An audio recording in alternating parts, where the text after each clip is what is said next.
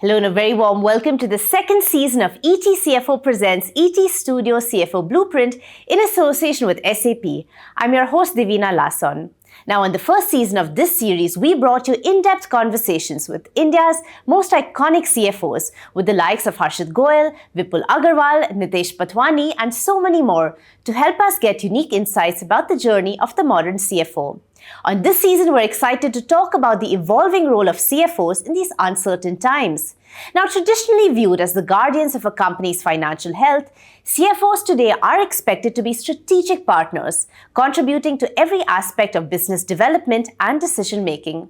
To help us understand this and much more, it's my pleasure to welcome our very esteemed guest today, Manish Sharma, co-founder and CFO, Zolf; Vinay Julri, founding team and CFO, Mensa Brands; and Sanket Diodhar, Vice President, Sales and Head, Digital Native and Tata Group of Businesses, SAP India. Gentlemen, welcome. Thank you for joining. It's a pleasure to have you today. Thank you. Thank you. Thank you. Happy to be here. Yes, absolutely. And we're here to talk about a really important and very interesting topic, which is the evolving role of the CFOs, especially given the uncertain times that we've been living in. Who better to talk to us than veterans, really, of the industry? And of course, Sanket, you're going to provide a very interesting perspective because you have the vantage point of working with various industries, various companies, and we're going to kind of bring it all together in the end. To kickstart the conversation, Manish, maybe we can start with you, just to help us understand what you have experienced as a CFO in terms of your role evolving, and what are some of the macro trends and phenomena that is aiding and really making this a mandate for the CFO to evolve in his requirements in each role. Well, thank you, Davina, for having me here. First of all, fantastic, studio. From my personal experience in the journey in the finance domain has been extremely fulfilling, right? And we see the journey evolve, right? The world changes much faster pace now. So what we had, let's say 3 years back, is definitely not the same anymore, right? So that dynamic change. We started Zolf a few years back. I'm the CFO and also one of the founding members, and that you don't see generally, right? So the role of the CFO is now starting much earlier in the journey of any company, right? And the reason being is, if something which you work with data, that really can help in any facet of the function, right? So, one of the main things here in the evolving, the macro environment is, crisis management, right? Because, you're going from, one crisis to the other. A lot of things happening for the good, you see AI and the changes there, but a lot of things, are surprises on the negative side, right? So I think from the role of a CFO there is really going a lot more being proactive on managing this crisis, right? Yes. And although a lot is changing from a CFO perspective, I just feel that the fundamentals still remain the same, sure. right? Yeah. Working in Murthy used to say, right, cash flow is king, yes. right? And it was king, it will always be king, right? So so you really need to manage your liquidity better, more proactively, given the way things are changing, because today the impact moves much faster, right? So you see a bad news in a bank.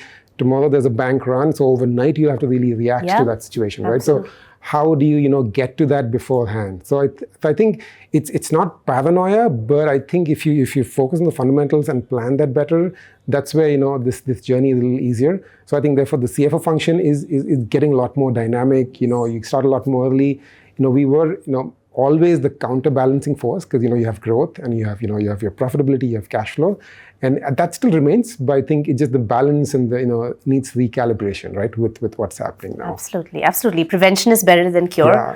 Always. A really fascinating example, as you said, because you are both a co-founder / CEO in a way, and CFO of your organization. So yeah, looking forward to hearing all your perspectives through this conversation. Wonderful. Vinay? So I agree with Manish on multiple points. Right? Like the role of CFO has changed from just being what it used to be, partly due to the outside constraints, but it's also because how fast we are evolving. Yes. When we started out, it was mostly about what has happened. Now it's largely about what needs to happen, why it needs to happen, and how it needs to happen. Yes. So I think that change in the mindset of the founders as well is enabling CFOs to add a lot more value. Yeah.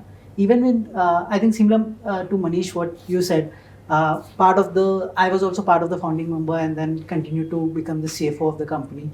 it's just the context you bring in. Why are you the why becomes very important Absolutely. in this environment, in especially post COVID, where the world has changed so much. Yes. I actually think the COVID changed us forever, and that has changed our roles forever. And we no longer think about once in a lifetime things to happen just once. Absolutely. And that's what we need to be prepared for. Yes. Yeah, the cycles are much shorter. Right? Yeah. You're not like waiting, 5 years, same thing happens. These things where, countries will go at war and your supply chain completely gets Yes, disrupted, yes, right? absolutely. So, as I said, therefore I think you need to be quicker on your feet. Always keeping up, yeah. Absolutely wonderful. Thank you. Interesting. Sanket, and yeah, again, very interesting to hear from you because you work with a variety of companies, a variety of industries of all scales, of all sizes. So, from your experience, what have you seen really in the finance teams that you've been dealing with? How have the roles been evolving? Any major shifts and any major triggers? Of course, COVID, as we're discussing, is a large one. But anything that you'd like to highlight? No, I think for long SAP has been touted as the we have been serving this community a lot, Yes. right? We have been a dream tool for many of our CFOs in the global corporations, and I think that is the important piece of what SAP does, right? Because the CFO roles, and with the changing times, the CFO roles are changing, the CEO roles are changing. You see multiple CFOs now doing a lot of double hatting. Yes. They're raising funds. They're also being very clear about the cash flows. They're looking at inventory levels. So I think they're doing everything possible. And I think our role is to help them because they are the ones who are looking at data. And they are taking some decisions which are data driven. Absolutely. And how do I help them with that right data coming in from all corners of their organization so that they can take the right decisions? I think that has been an instrumental role that SAP has been playing. What has changed over a period of time, we have seen now CFOs being very forward looking. Okay. Yeah. Because now they are also wanting to anticipate events. Absolutely. They are also looking at various business models. They are also looking at trying out various business models. Earlier, their role was far more on governance, far more on risk analysis. But now we have seen a complete shift in their mindset in terms of the approach and capabilities. And that's where we feel that now we are even more valuable tool for them and can be used in multifaceted ways from SAP. Absolutely. So that's Absolutely, yeah. I mean, very valid. That's basically what everyone here is talking about today, how your role is evolving by being much more forward-thinking, future-thinking. Any specific strategic responsibilities you could highlight as CFOs that you've taken on in the recent years that is different, is a shift from the way you used to function previously? Manish? Yeah, I mean, in my case, I think the responsibility itself is very unique. So what I see is, a classic, it's getting into a case of Dr. Jekyll and Hyde. Because if you don't manage it well, you will suffer from a really severe case of split personality. Sure. You are now expected not only to look at bottom line growth, cash flow, but growth, right? The equity, from our perspective, we offer credit, so raising debt capital as well, right, as well as equity in India and the US. So from my perspective, my focus has been finance and a lot of the capital raising initiatives which I have done right across both India and the US, right. And again, you'll have to marry the different kind of regulatory aspects into it, the legal repercussions, etc. And also, very interestingly, which I didn't think I would take up is strategic partnerships for us, which I anchor. Yeah. And the reason why I was also in the US because ours is a US customer base, right? So now something like a partnership function is very, you would almost say marketing, right? Yes, now, you would not associate that with the role of a CFO historically. When Raghu was the founder CEO, he told me partnerships. I said, okay. So I think the reason being because we work with banks and these processes are so integral to us, right? Absolutely. And a lot of it is really unit economics, commercially driven. Yes. So you get into a commercial negotiation and then you stick with it. Yes. And then you also you continue that partnership, right? So it's a very natural evolution. So in my case, it just happened to be these strategic partnerships across the US and India. It could in other industries, maybe in Mensa or the others could be very different, right? Because you're looking at brands. You may work closely with the brands there. Yes. So I think, therefore I'm saying it is very important to balance the two aspects because otherwise you won't know sometimes, hey, I need this fast, but I need the bottom line. So which hat do you wear when? Yes. It's fun, Amy. That's what keeps this interesting. But that's what I've personally seen. So, yeah, absolutely. Thank you for sharing that. Really interesting. Vinay, any anecdotes or experiences that you So, could share as well? In my case, it's been like people. I think like being in a startup, you need to do everything you need to do. And I Yeah, also come absolutely. from, I started out my journey in business finance partnering, right? There the motto largely is whatever business needs you to be, you have to do that. It could be operations, it could be project management, it could be like sometimes sales, right? But in our case, it's largely been like the first 2 years, I also was looking at the people function.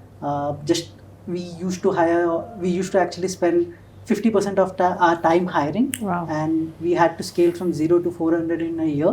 So Wow. that took a lot of effort. So we were working on people a lot. Wow. And in the recent days, So almost an HR function yeah, as well. HR All right. function is what we are looking at. And in the recent days, what I have seen particularly, not necessarily in startups, in fact everywhere, the planning and the demand forecasting is moving more and more towards finance. Yes. I think that's something which we talked about, looking at the future. Absolutely. I think the demand forecasting is moving more towards finance, and Yes. I think that's a great area for it to move. Okay, wonderful. Yeah. And Sanket, so yeah, I mean, again, you work widely with startups as well. You've been very instrumental in the back end for many of the unicorns that are so well known in India and the world today. So again, from this point of view, from the lens of your assistance to the startup world, the startup ecosystem, again, how have you seen your products, your services evolving to help the modern CFO? Absolutely. I just wanted to pick up on Manish's point of how the double hatting happens, right? There was very interesting conversation that I was with one of our largest payment gateways, and the conversation was about SAP being used by them as a customer. But the conversation shifted. I was having a conversation with the CFO. Conversation shifted immediately on partnership. Okay. What There is you go. that we can do together? Forget about I'm using SAP, that's perfectly fine, but I'm interested more on, and that was sort of a revelation for me and my team that today the role, the title doesn't define what you're going to do. Like Vinay mentioned, right? It's whatever that comes to make the company successful, you are going to pick that up, right? Absolutely, yeah. Essentially. So I think this is a very interesting conversation, interesting world. Software companies like us have always bucketed these roles, right? And we are so used to having certain conversations with the supply chain, chain head, yeah. manufacturing with manufacturing head, retail with retail. So it has really changed the conversation when we talk about SAP and the value story. Now we don't have to restrict ourselves only with the finance function. We talk about how we can add value on the supply chain. Yes. How do I Yes. look at the inventory costs which are there, the safe inventories that we plan, and the CFO today understands that. Sure. Yeah, because that is adding cost to their cash flows, Sure. right? Or the cash that is getting stuck. So there are these very different conversations that we can have. The impact of each and everything, like the CACs that we talk about. Very particularly, the CFOs are very clear about Yes. what the CAC and what's the the boundaries are. And then if you are able to convince and showcase that certain solutions and certain engagements, it really helps them to take those decisions. So we have seen CFOs' roles changing as more of looking at the organization wide, not only at the Yes. finance function. Their role, yeah. And they play an instrumental role in stitching the story across the organization, because they know that end of it, the impact is on the cash flow, it's on the profitability, and they are also responsible for that because they face the investors today, right? So I think this shift has been very interesting, very fulfilling also, because I think then you give a complete organizational view to a CFO today. So I think that has been a dramatic difference and change that we have seen with the CFOs and all that conversations. But I have also seen a very different facet of CFOs today and this community, which is very interesting. Like Vinay mentioned about people, right? I have seen a lot of interest now in talent, a lot of conversations around talent because of the thought process that they have had now.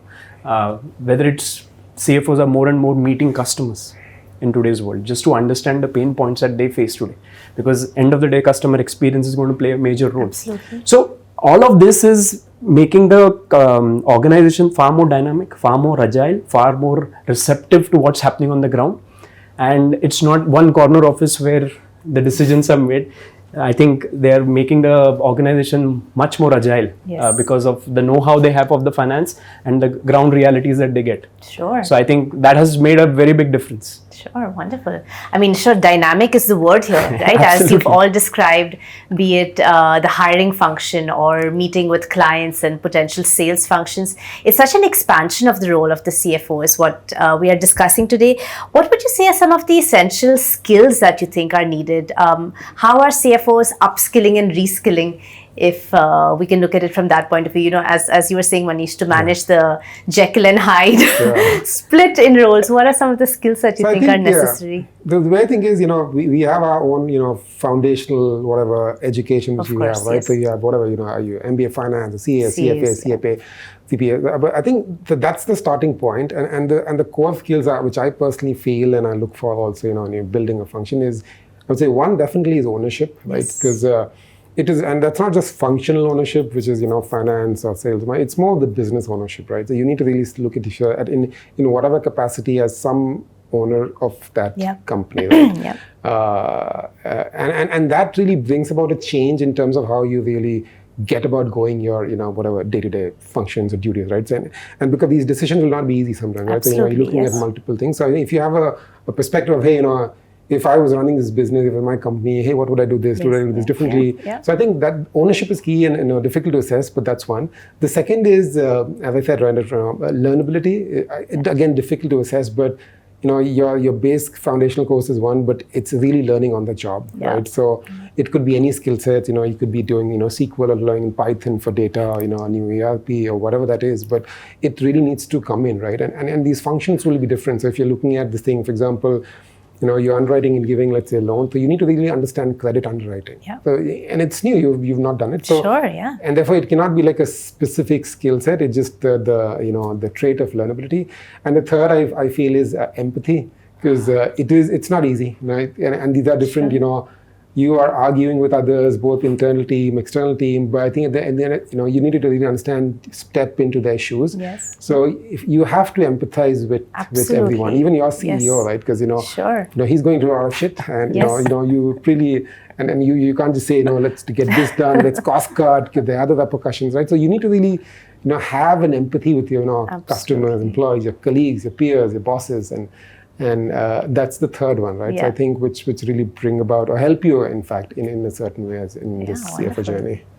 Challenging, surely. As you said, having that bird's eye view. Vinay, let's get you in on this, and also how are you seeing in this process of reskilling, widening the CFO's range of responsibilities, skill sets? How are CFOs really shining through as leaders, right? Because ultimately, having this responsibility of the organization as a whole ultimately really requires senior most leadership thought process. So how do you see CFOs shaping up there? One thing I've observed over the last couple of years is a lot of the senior leadership, right, be it finance or HR or ops or marketing, everyone has to take the ownership of the entire organization decision. Right? The lines are blurring so fast, and you cannot really succeed just knowing one thing. So I think that's happening a lot, and that I also am observing that change in culture. Once we observe that at the senior leadership, I have seen that in even the young folks who are just joined us. As an example, right, we had a marketing course offered within the organization, and the largest takers of that were the finance folks. And it was very surprising for me in this busy schedule. So that curiosity is something which we are looking for in the new guys. Are they curious enough? And the other thing is, can they handle the ambiguity? Startup world, it is ambiguous. Like, are you able to hustle, and are you able to take decisions even during that chaos? That's something which we are looking at, and that's also reflecting in the faster growth of everyone, the leaders which we have seen coming out. I have spent like years in Myntra where people grew every year, right? But like now I've seen a couple of candidates who had spent just 6 months and they can do what we used to do in 3-4 years. So I think it's amazing. Yeah. how people are turning up nowadays. Wonderful. Would you say ambiguity is a big challenge, really? Because I can imagine that would be, and Sanket, your thoughts on this as well. Because, of course, again, with such a wide expansion that's happening so quickly, and in order to stay agile, but if there's ambiguity in the requirements and the... So ambiguity stems from the fact that the startups are discovering themselves. Yes. There is no set Yes. business path. Yes. It is important to be agile, and with agility, a little bit of ambiguity comes. It comes. But I think it should. Most startups are able to handle that really well. But yeah, ambiguity is a big challenge, and most of the people who are getting into startups should be aware of that. Yes. Yeah. Wonderful. Yeah. And I would say the startup world today of India, I think they know where to focus when it comes to talent. I think they are not basing their judgments and discussion on gut. Many of these Yes, startups of course. today are using enterprise class tools, which gives them analytics, which give them a clear idea of what are the learning needs, what are the courses that I need to Yes, help yes. with to skill, reskill some of their employees, as well as have a clear roadmap for the succession planning and all of that. So I think I have seen one very important piece here for last 3 years that we have been working with the startups. Almost 35 to 40% of the startup ecosystem which gets employed today in India touches SuccessFactors, our tool, Yeah. in some form or shape. Yeah. Right, and that has given us a lot of data points where, Yes. in fact, we have seen that some of the startups are way ahead when it comes to talent management than what our enterprises have been. Wow. Yeah, Wow. and that is something that and that is the reason that excitement keeps happening in startup world, right? And the flexibility to change your path, Sure. the flexibility to learn more, Yes. which today some of our enterprises don't give, and the ability to experiment and fail and relearn and again sort of get back into that motion. I think that flexibility none of the startup world today gives, or rather enterprises Enterprise, give. yeah, yeah. So I think those are the pieces which give that boldness and that vibe in the startup community today. And whether we understand this or not, the people or the leadership team has played a huge role Yes. in bringing in Certainly. out that culture into it. And when we arm them with certain data points, I think the decisions are also right. Yeah. Yeah. In that sense. And in that sense, the ambiguity gets more streamlined Absolutely. and addressed. Yeah, wonderful. Gentlemen, what role does scenario planning play in your financial strategies? And again, has this changed over the years as well, how you approach scenario planning? I think just taking away from on that point, right? Data is fun, Data is right? key, So I yeah. think scenario planning, because as I said, the cycles are shorter, right? So it really needs to be a lot more robust. And I think getting your visibility on whatever data you have in a proper way is essential, right? And this is not just finance data or your books of accounts. This is more actually your customer transaction data, your and this cuts across multiple systems, right? So it could be we had an ERP, or it could be an amalgamation of many other systems, or now there are aggregator of tools, like whatever you call it, right? Yeah. So I think it's a lot about data and tech to really have the scenario analysis Absolutely, done absolutely, at a yes. quicker, at a faster pace, and keep it a little more flexible and agile, right? I think the traditional concepts continue, that you need to what is it more sensitive to, in terms of the variability. But I think having access to these tools really help in better have a scenario analysis. But, Yeah. What would you say then are some of the biggest opportunities in digital transformation, especially when it comes to the finance function? I think on this, as I said, just continuing this point, is just data, and not just core functional data, but cutting across the organization, right? And how the fact tables structured or organized. It's not just the data and the analytics team's job or the CTO's job to help me. We have a fantastic CTO who helps do a lot of this for us. But I think it's really getting this together. Yes. And yes. telling and the story which comes out of it, right? We say Yeah. data talks, right? So you have to really make this guy talk. Yes. And to do that, you need to ensure that this is a lot of the basic hygiene, the structure, it's a lot of difficult hard work, right? Which needs to be in place. Yeah, and all hands on board. Yep, That absolutely. process. Wonderful. Vinay? For me, I think it's process automation. Process automation started to be a big thing 5-6 years back, and everybody was behind it. I think one of the snacks in the first we couldn't find many processes that could be fully streamlined. I think with the AI coming up and combined with robotic process automation, I think that could be a place where a lot of processes, be it finance or ops, can be taken through, and that could bring a lot of changes in the coming 3-4 years. Yeah, very exciting. One of the challenges also is also the quality, right? Like it's not just the people, it's also the quality of output which could significantly improve. We have seen that a little bit in Mensa in the last couple of years.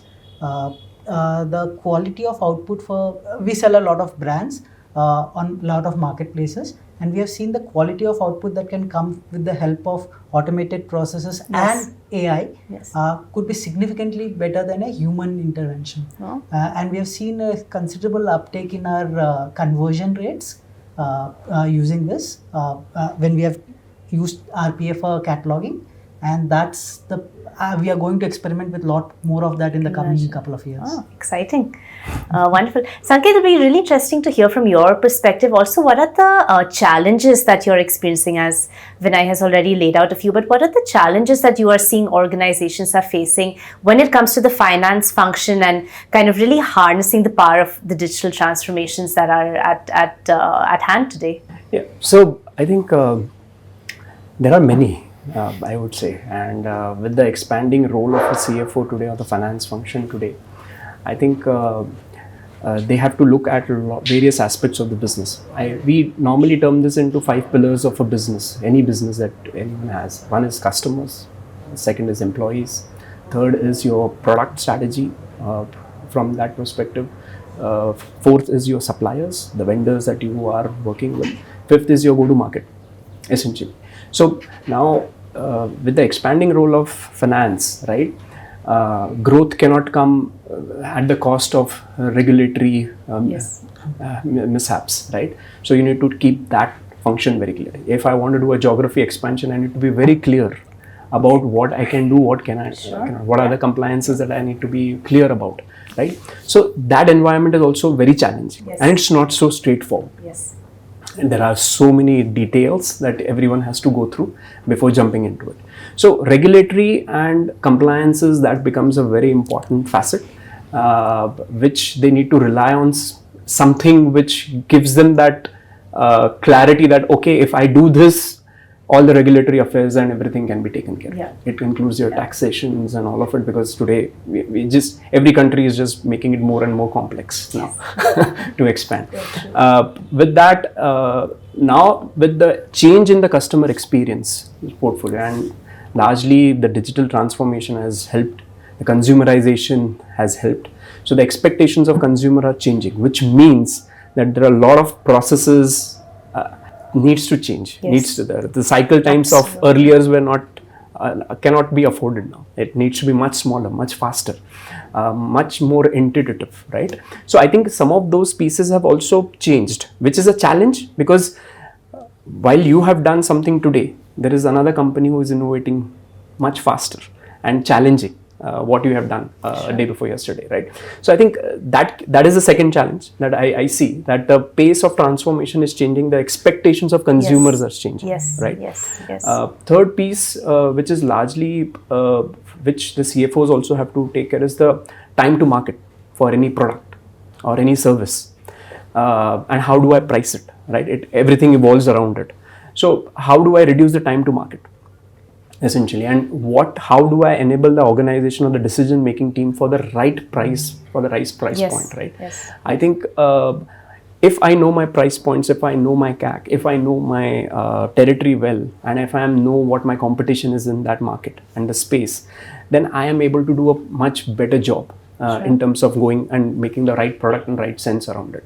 So I think this is the third challenge that we see, which in some way an opportunity for a new startup, but also for someone to sustain, it's a challenge, essentially. Third. Fourth, the bigger piece now is becoming talent. because you have the technology world is changing so fast that reskilling is becoming a big problem. Yep. Skilling with the right set of technology and right approach, and with the talent crunch that we are seeing today, that is I would say the fourth biggest challenge that everyone is grappling with. It's not only a CFO function or a CEO function. I think the entire organization feels the need of it. Yeah. So I think largely these are the four, I would say, the challenges and I would say in some way opportunities also for our world and this organization, CFO organizations around us. Yeah, because I think to your point also now, the difference between, let's say, a large enterprise or a startup is, at least when it comes to compliance and being IPO ready, is expected to be much earlier. Yes. Like you cannot be yes. we will figure this out later. There is that's not the case, because more often than not it's a little too late down the line to really set these things up. So earlier the better, and therefore the internal expectations also is to have a much more robust like a scenario planning or a risk assessment right up front. So you are whatever IPO ready or whatever is the benchmark which we have, right? For us, it's like it's fintech, right? You're super regulated, at least not just other jurisdictions as well. So you shouldn't be considering this as any different from large, or the scale is not really a differentiator there. Yeah, absolutely. It's universal. It is. Across the board. What about just really ensuring that you have sustainable initiatives within the organization? I can imagine with all these moving parts, this is also something that the CFO must be grappling with in a way today that is quite different from the way it's been in the last few years. Yeah, so I think so, as I said, right, it is no more about growth at all costs. It is about sustainable growth. Yes. And it's not just sustainable in terms of shareholder wealth maximization. It is also in terms of how you go about it, right, and the impact you have in terms of your in any capacity, right. So if you're in a manufacturing sector, the impact is different. So there are ESG guidelines and which is needs to be focused on. So I think it needs to be, as I said, holistically kind of taken into consideration as we go. In fact, even today, like our last equity raise, a lot of our investors today do an ESG audit along with the financial due diligence. Sure. So I think the thinking is now really evolved in the sense that ESGs and things like this, it's not really, CSR is not good to have. Yeah. You need to start early. Obviously, there will be different in India, it's a scaling, right? So, you will not be like 0 to 100, but that prep work, groundwork needs to happen in your own limited capacity, but that needs to start early in the day. Yeah, absolutely. Sanket, again, how are you kind of stepping in to help both the finance function, but organizations at large, startups, for example, ensure that the growth is sustainable, what they're looking at? Any specific steps, measures, tools that you're working with the organizations on? I think SAP as an organization is committed to be carbon neutral by 2030, and I think that is something that we have been talking about. We are also innovating in our products, so we will be the first ones to come with something as a concept called as the green line or the green ledger. Okay. So we believe that every organization should have the ability to measure the carbon footprint. Sure, yes. Irrespective of what the organization is all about, right? Whether you're in manufacturing, whether you're in financial institution, whether you're in education, whatever it is, the organization should have in some way a measurement, because what you can see, what you can measure from a data standpoint, then that gets controlled. Yeah. Essentially. And so we will be coming up, we are launching soon. We are already starting the betas around it, which is around the green line. Essentially, the CFO function will have one more tool around it, saying that, okay, I have to measure the green line also. And whether it's the sustainability part from a product manufacturing standpoint, to the entire distribution process, to the product development process, or for that matter, the service line that we have to our customers. If I'm able to manage all of these processes and measure what my carbon footprint is, I can then take some calls. Sure, yeah. I can then look at suppliers which has different storyline. I can look at different methods or different GTMs. So it opens up a different world. And that is essentially our endeavor now, to bring that in the forefront. Okay. And allow organizations to measure and sort of look at this also as a tool, because I think whether we like it or not, it's a serious challenge. Climate change is going to be a challenge, and whatever little initiatives that we can take and help organizations to measure that, it will be really helpful in the long run. Absolutely wonderful. And this is again applicable across industries, organizations, Absolutely. size, scale, and on a global level, of course. So Yeah, it affects us all personally also. that's wonderful. Gentlemen, thank you so much for all your insights and everything you've shared today. Before we wrap up though, we have a lot of CFOs watching our episode. So is there one key takeaway that you would put out there for everyone in the finance function to keep in mind when it comes to the evolving role of the CFO in uncertain times? One key takeaway. Manish? Yeah, and I think it's a fun journey, and you take it one step at a time. As I said, right, some of the things like mindset change to ownership, some of the empathy is very critical. Some of these things don't get taught, but I think have that perspective correct, and I think irrespective, it'll serve us well in the long run. Yes, wonderful. It doesn't get taught, but that's what sessions like this is all about. So wonderful. Thank you, Vinay. People should be ready to get things done, right? Like they have to spend a lot of their time on attacking the biggest problem in the organization, irrespective of where that sits, and find a solve. And I think that will set up people for success in the CFO role as well. Yes, agility, absolutely. Wonderful. Thank you, Sanket. I think one message would be that since the roles are changing so rapidly, I think allow yourself to explore what's there, get people's perspective into mind, as well as build an organization which is completely data driven from a decision standpoint, and it is not on feelings and guts, while sometimes they work but for larger portion of the organization and good for the organization, data driven stories and data driven decisions are always helpful. So CFO are the right position to build that culture in that organization, and it will be great if that one initiative is taken by them. Yes, wonderful. As Manish said, it's sort of a balancing act between the empathy factor and using the data and all the tools out there to enhance the role. Gentlemen, thank you so much. It's been an absolute pleasure to have you here on ET Studios. Thank you for joining. Thank you. Thanks. All right, on that note, we conclude this episode of ETCFO Presents ET Studios CFO Blueprint in association with SAP. But do tune in next time for more strategies and solutions to navigate the evolving landscape of finance from India's industry stalwarts. Until next time, many thanks for watching.